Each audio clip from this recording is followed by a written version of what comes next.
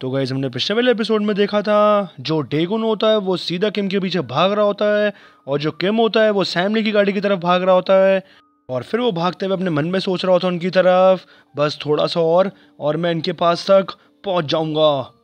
और फिर वो हाथ के आते अपने मन में सोच रहा होता है हर एक न्यू मूवमेंट के साथ ये इनएविटेबली कन्वर्ज हो रहे हैं एक में। अगर मैं फिगर आउट कर लूँ लैडर्स की लीड को तो फिर मैं नेक्स्ट स्टेप को क्लियरली देख पाऊंगा। और फिर हम देखते हैं जो डेगुन होता है वो एकदम से किम के पीछे होता ही नहीं है और वो गोली की स्पीड से कहीं से निकल जाता है। और फिर किम अपने मन में सोचता है क्या क्या क्या मैं मारा जाऊंगा, ये क्या था। और फिर हम देखते हैं किम वहाँ पे रुक गया होता है और डेगुन उसके सामने खड़ा होता है। और फिर किम अपने मन में सोचता है ये मूव भी नहीं करा बट मैं इस चीज़ को सेंस कर पाया, ये फोरसाइट थी। एक सेकेंड, ये अभी सब मेरे दिमाग में चल रहा था, मैं अभी तक इनकी तरफ भागा ही नहीं हूँ। अगर मैं उधर जाऊँगा तो इसका मतलब ये है कि मुझे मार डालेगा, मेरे को भी यही सेंस हुआ है। और हम तभी देखते हैं डेगुन कहता है कि हमसे मैंने तुमसे कहा था ना कि तुम सिर्फ मुझ पे फोकस करो बट तुम मेरी बात नहीं सुन रहे हो, क्या तुम मुझसे सीरियसली बात नहीं कर रहे हो? हाँ। और फिर हम देखते हैं डेगुन उसको बहुत ही गुस्से में देखता है और फिर किम एकदम से अपने मन में सोचता है सर्टेनिटी ये एक हेलुसिनेशन है या एक एल्यूजन है। और फिर हम देखते हैं जो डेगुन होता है वो किम की तरफ रनअप ले लेता है और हम देखते हैं किम थोड़ा घबरा रहा होता है। और फिर जो किम होता है उसको लग रहा होता है कि डेगुन गोली की स्पीड में आ रहा होता है और वो अपने मन में सोचता है ये एक ओवरवेलमिंग फीलिंग मुझे टेक ओवर कर रही है, मैं सरवाइव करने के लिए जी रहा हूँ, मेरा जो दिमाग है वो मुझसे सिर्फ एक बात कह रहा है यहाँ से भाग। और फिर हम देखते हैं किम वहाँ से दुम दमा के भाग रहा होता है और फिर वहाँ पे जो सैमली होती है वो कहती है डेगुन रुको। और हम देखते हैं जो डेगुन होता है वो भी उसके पीछे भागने लग जाता है बट हम देखते हैं डेगुन रनअप लेते थोड़ा सा दिमाग लगा के रुक जाता है। और फिर जो सैमली होती है वो डेगुन से कहती है तुमने सही करा, उसको जाने दो, अभी सही टाइम नहीं है। और फिर डेगुन सैमली से कहता है तुम किस बारे में बात कर रही हो, क्या तुम सच्ची में एक ऐसा चांस मिस करवाना चाहोगी जो कि हमारे हाथ में है, ज़रा इसके बारे में सोच लो। और फिर सैमली एक पहले की गाड़ी की बात सोचती है और फिर उस रेफरेंस से वो डेगुन से कहती है मैंने तुम्हें पहले भी बताया था ना, ये ऐसा लग रहा है कि ये एक चारे की तरह है, इसको जाने दो। और फिर डेगुन कुछ कहता नहीं और फिर वो साइड में होकर अपने मन में सोच रहा होता है पाक ही जिन तुमने ये क्या कर दिया है। अब हम देखते हैं सीन शिफ्ट होता है एक जगह पे और हम देखते हैं वहाँ पे पाक हीजन होता है अंदर। एंड फिर वहाँ पे जो पाक हीजन के साथ की लड़की होती है वो भागते हुए आ रही होती है एंड फिर वो कह रही होती है हे बहुत दिनों से मैंने तुम्हें देखा नहीं है, चलो रीयूनियन हक करते हैं, ओ आ जाओ। और हम तभी देखते हो जैसे गले मिलने आती है उससे पाक हीजन साइड हट जाता है बहुत ही स्टाइल में। और फिर वहाँ पर वो लड़की कहती है तुम इतने ज़्यादा फास्ट थे, मुझे बुरा लगा ये चीज़ तुमने मेरे साथ करी।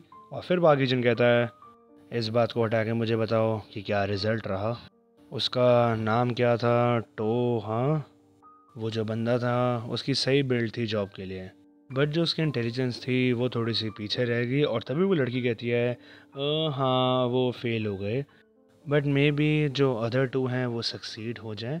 और तभी वहाँ पाक हिजन कहता है क्या, कैसे, वो कैसे फेल हो गए हैं।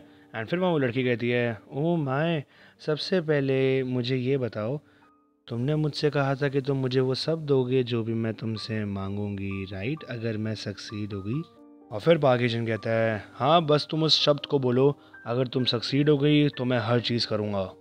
अब हम देखते हैं सीन शिफ्ट होता है सैमली की गाड़ी पे एंड फिर वहाँ पे जो सैमली होती है वो गाड़ी चला रही होती है एंड फिर वो कह रही होती है थैंक यू डेगुन, तुम समझे मेरी बात को, मैं तुम्हें सारी चीज़ें बाकी घर जाके समझाऊंगी। और फिर वो फ़ोन पे बात कर रही होती है और वो कहती है हाँ मिनसू बताओ सारी बातें, अच्छा येस ओके। एंड फिर हम देखते हैं डेगुन सैमली की बात सुन के कहता है हाँ मिनसू। एंड फिर वहाँ पे सैमली बात करते हुए कह रही होती है ये काफ़ी ज़्यादा फास्टर था जितना मैंने एक्सपेक्ट किया था, अब इस पॉइंट से प्लीज़ इनिशिएट करना फाइनल प्लान को। एंड फिर सामने से जो मिनसू होता है वो कह रहा होता है ओके। एंड फिर हम देखते हैं सीन शूट होता है कुछ देर बाद पे और फिर जो सैमली होती है वो गाड़ी लेके एक जगह पे पहुंच जाती है एंड फिर वहाँ डेगुन कहता है क्या यही जगह है।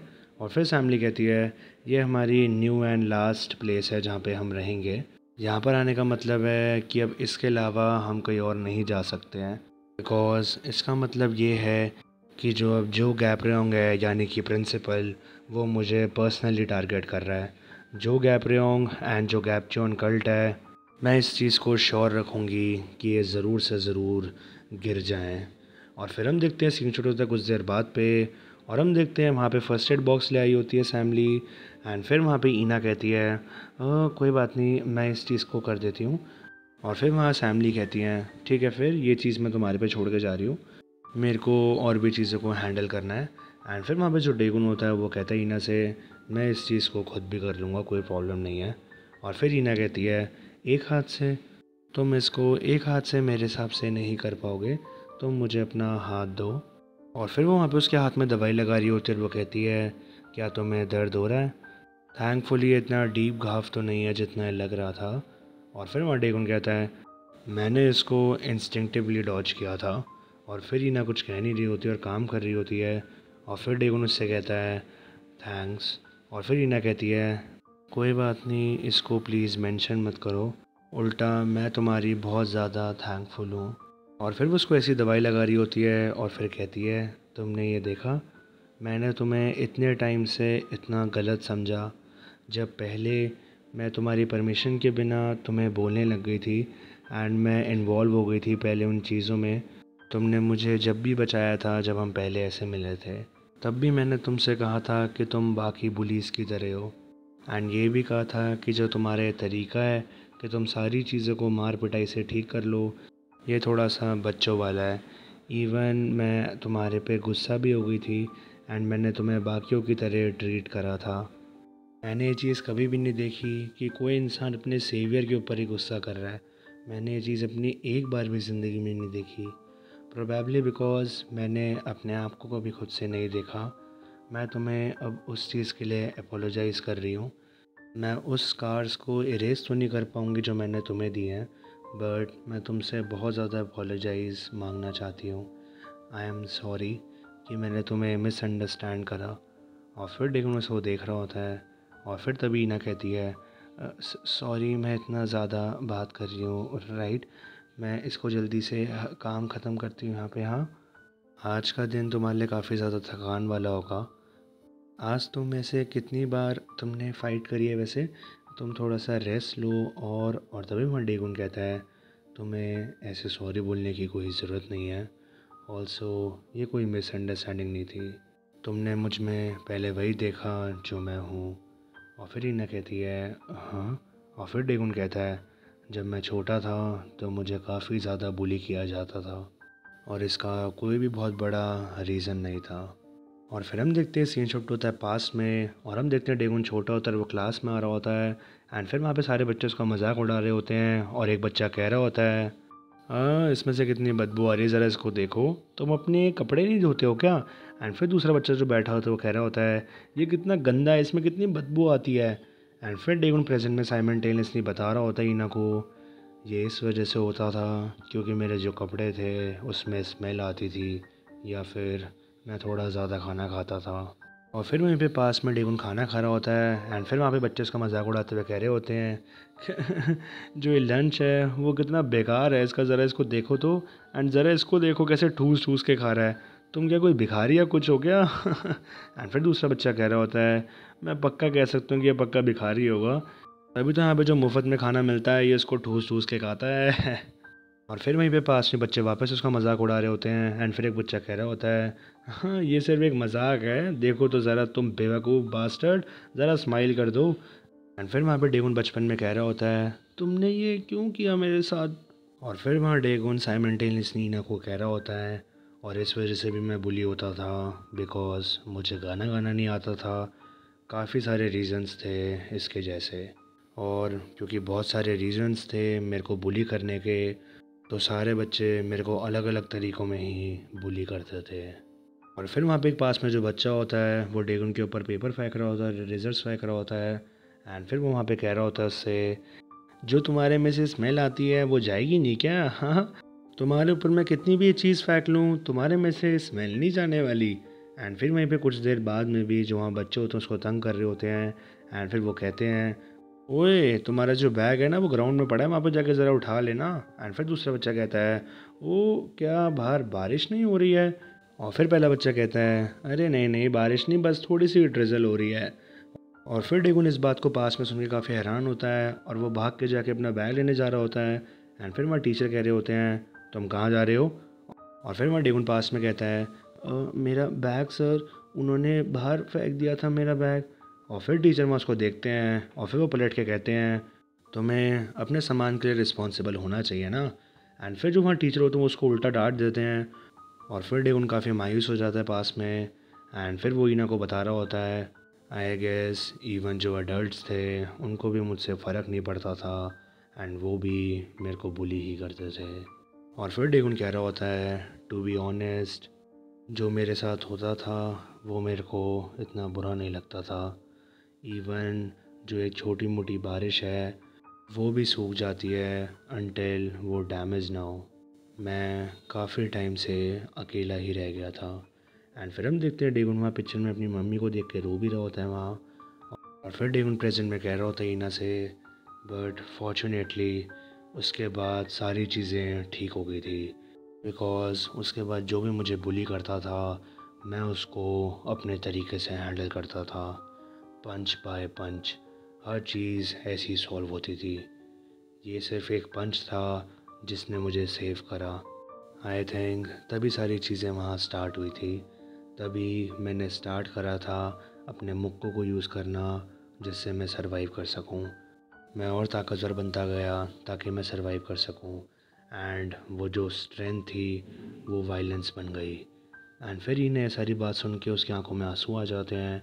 एंड फिर डेगुन कह रहा होता है वेल वैसे तो मैं ये एक एक्सक्यूज़ की तरह लग रहा होगा, बिकॉज़ शायद से बहुत सारे और तरीके होते हैं स्ट्रॉन्गर बनने के। तभी मैं थोड़े टाइम से थोड़ा मेहनत कर रहा हूँ पढ़ाई में इन दिनों, जिससे मैं किसी और तरीके में स्ट्रॉन्गर बन सकूँ। ये चीज़ इजी तो नहीं है बट ऑलरेडी। और फिर हम देखते हैं जो ईना होती है वो खड़े होकर डेगुन को गले से लगा लेती है और फिर वो उससे कहती है स्ट्रेंथ, मैं तुम्हारी और स्ट्रेंथ बनूंगी। और फिर वहाँ डेगुन कहता है क्या मैं ज़्यादा बात करता हूँ मैं भी। और फिर ईना कहती है हाँ। और फिर डेगुन कहता है आई मीन तुमने मेरे माउथ को कवर कर लिया है। और फिर ईना कहती है हाँ नहीं, मैंने तुम्हारा माउथ कवर कर लिया किसके साथ। और फिर हम देखते हैं वो जो ईना होती है उसने डेगुन को पूरा चेस्ट से लगा लिया होता है अपनी। एंड फिर वो चीखती है। और फिर जो सैमली होती है वो कह रही होती है फ़ोन पे बाहर क्या, हाँ थोड़ा सा यहाँ पे आवाज़ आ रही है, नॉइज़ी है थोड़ी इस जगह। और फिर ईना अंदर कहती है जो बैंडेज हैं वो सारी मैंने लगा दी है, अगर तुम्हें कुछ भी चाहिए हो तो मुझे बताना, मैं अपने रूम में जा रही हूँ ठीक है, तुम थोड़ा सा रेस्ट लो। एंड फिर हम देखते वो भाग के चली जाती है वहाँ से। और फिर डेगुन अपने हाथ को देख रहा होता है और फिर वो अपने मन में सोचता है क्या ये एक सर्वाइवल है। सबके अपने रीज़न्स होते हैं इस चीज़ में जाने के लिए। मेरे लिए ये सर्वाइवल है बट किसी और के लिए ये कुछ और होगा। किसी और के लिए ये में भी प्रोटेक्ट करना होगा किसी चीज़ को, प्रोटेक्ट करना किसी बहुत ही प्रेशियस चीज़ को अपनी ज़िंदगी से ज़्यादा भी। क्या मेरे लिए सिर्फ मैं ही हूँ जो कि सबसे प्रेशियस चीज़ है। और फिर हम देखते हैं सीन शॉट होता है सूजी के घर पे। एंड फिर वो वहाँ घर आ जाती है और फिर वो वहाँ पे कहती है ओपा यहाँ पे सो रहे होंगे, थैंक गॉड। और हम तभी देखते हैं सामने बेग शोक बैठा होता है। एंड फिर वो कहता है तुम लेट हो। और फिर सूजी कहती है अरे तुमने मुझे डरा दिया, तुम यहाँ पे ऐसे क्यों बैठे हो हाँ। और फिर वहाँ पे बेग शोक कहता है तुम ऐसे कभी भी इतनी लेट नहीं हुई मुझे इन्फॉर्म करे हुए, हाँ मैं ये चीज़ सोच रहा था कि कुछ हुआ तो नहीं। और फिर सूजी कहती है कुछ भी नहीं हुआ था, मैं बस यहाँ पे थोड़ा सा घूम फिर रही थी हाँ। और फिर हम देखते हो पास की एक बात सोचती है जब उससे अभी सुंजन मिला होता है। एंड फिर वहाँ सुंजन कह रहा होता है पास में सूजी से सूजी जो भी अभी हुआ है सब ये सुयोग को मत बताना, अगर तुमने ये चीज़ करी तो वो शायद से सीधे उन बंदों के पास जाएगा एंड फाइट स्टार्ट कर देगा। बट वो जो सारे बंदे हैं वो काफ़ी ज़्यादा डेंजरस हैं। एंड फिर वहाँ पे पास में सूजी काफ़ी स्टाइल में कहती है क्या मेरे ओपा के लिए भी डेंजरस हैं। एंड फिर वहाँ सुंजन कहता है मैं मानता हूँ कि जो सुयोग है वो काफ़ी ज़्यादा स्ट्रॉन्गेस्ट है एंड मैं ये भी मानता हूँ कि वो कभी भी 1-on-1 में नहीं हारेगा किसी से एक्सेप्ट फॉर क्वान डेगुन। बट वो जो सारे बंदे हैं वो काफ़ी ज़्यादा चीप ट्रिक्स को यूज़ करते हैं लड़ाई में और जीतने के लिए। एंड ये चीज़ सुयोग जैसे एक अपराइट फाइटर के लिए काफ़ी ज़्यादा डेंजरस है। तो फिर अभी के लिए चलो इसको सीक्रेट रखते हैं अनटिल मैं और ज़्यादा इन्फॉर्मेशन गैदर कर लूँ। एंड फिर वहाँ पे सूजी इस बात को समझती है और फिर सीन शिफ्ट होता है प्रेजेंट में एंड फिर वो कहती है सुयोग से मैंने कहा ना मैं अपने दोस्तों के साथ घूम रही थी एंड फिर भी तुम चीज़ों को खोद के निकालते रहते हो। क्या तुम्हें काफ़ी ज़्यादा क्यूरियस है एक टीनेज गर्ल में जो कि एक हाई स्कूल में है? हाँ। एंड फिर सुयोग कहता है ओह नहीं नहीं, मुझे लगा सिर्फ डेंजर है। और तभी मासूसी कहती है क्या तुम इस तरीके के भाई हो जो हर चीज़ पे दखल अंदाजी करता है? और फिर मासूयोग कहता है मैं तो बस चिंता कर रहा था। और फिर मासूसी जाने लगती है और वो कहती है ठीक है फिर मैं जा रही हूँ ज़रा अपने रूम में। एंड फिर मासूयोग कहता है नहीं ये सब ऐसा नहीं है, मैं सीरियस हूँ। और तभी मासूसी कहती है मैं होप करती हूँ कि तुम उस तरीके के भाई ना हो। एंड फिर हम देखते हैं सीन शूट होता है कुछ देर बाद पे एंड फिर मासूसी नहा रही होती है और वो अपने मन में सोच रही होती है एक सेकेंड, अगर वो बंदे इतने ज़्यादा डेंजरस हैं तो फिर डेगुन का क्या होगा? क्या वो काफ़ी डेंजर में नहीं आ जाएगा? मैं ऐसे चीज़ों को नहीं जानने दूंगी। फाइनली जो चीज़ें वो हम दोनों के बीच थोड़ी अच्छी होनी स्टार्ट हुई है। और फिर हम देखते हैं सीन शॉट होता है गैप्चन ऑर्फनेज में और हम देखते हैं वहाँ पे संग खड़ा होता है और तभी हम देखते हैं वहाँ किम आता है एकदम से और फिर उसको देख के संग कहता है व्हाट द, यहाँ पे ये सब क्या चल रहा है? हाँ, ये तुम्हारे साथ किसने करा है? और फिर वहाँ पे किम कहता है क्वॉन गिल, उसको फ़ोन करो। और फिर वहाँ पे छोटा लड़का भी आ जाता है जो कि किम की टीम का होता है और वो कहता है हाँ किम। और फिर वो जैसे ही उसके पास आता है किम उससे कहता है जो चेयरमैन का ऑफिस है गिमरोंग हाई में, तुम ध्यान रखना कि तुम चुपचाप से वहाँ अंदर चले जाओ। एंड फिर वहाँ पे लड़का कहता है और फिर क्या करना है? और फिर किम कहता है क्वॉन डेगुन, ली सैम और ईना, बेग सुयोग, टीचर, जैनेटर, ड्राइवर, कुछ भी, जो भी इंफॉर्मेशन होगी सारी की सारी मेरे को ला के देना, ताकि जो भी एक सिंगल थिंग है जो कि डायरेक्टर को पता है वो सारी मेरे को भी पता लग जाए। अब हम देखते हैं सीन शिफ्ट होता है अगले दिन ली सैम पे ही और हम देखते हैं वहाँ पे एक अपार्टमेंट में फ़ोन पे बात कर रही होती है एंड फिर सामने से फ़ोन पे बंदा कह रहा होता है कल हमने सारी चीज़ों को बाहर निकाला है, सारी डिटेल्स हैं जो भी हमारी प्रोजेक्ट की है एंड ये चीज़ कंफर्म है कि किसी ने तो हमारी डिटेल्स को चुराया है। एंड फिर वहाँ पे सैमली कह रही होती है इसका मतलब है कि उन्होंने हमारा चारा ले लिया है।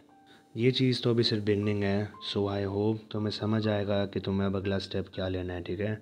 और हम तभी देखते हैं डेगुन आ जाता है पीछे से और वो कहता है मेरे को क्या करना चाहिए अपने यूनिफॉर्म के बारे में।